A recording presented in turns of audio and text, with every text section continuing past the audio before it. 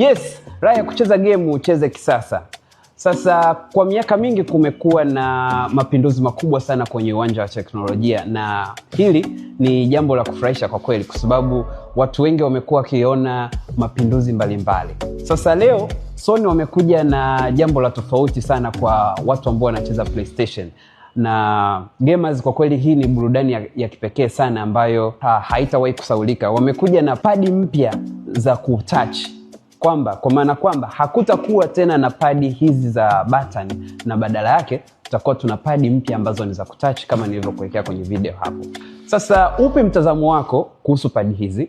Mimi binafsi ninaiona padi hizi kama zimeletwa kwa ajili ya wale watu ambao wamekuwa wanalalamika kwamba padi za button zinawahi kuharibika na wamekuwa wanapata hasara ya kununua padi mara kwa mara, hawajakaa nazo kwa muda mrefu. Kuja kwa padi hizi mpya ina maana inaenda kusolve tatizo zima la padi kuharibika button. Sasa tuandikie maoni yako kwenye comment, upi mtazamo wako kuhusu padi hizi mpya ambazo zinaletwa na Sony.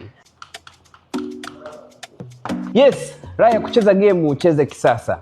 Sasa kwa miaka mingi kumekuwa na mapinduzi makubwa sana kwenye uwanja wa teknolojia, na hili ni jambo la kufurahisha kwa kweli, kwa sababu watu wengi wamekuwa wakiona mapinduzi mbalimbali. Sasa leo Sony wamekuja na jambo la tofauti sana kwa watu ambao wanacheza PlayStation.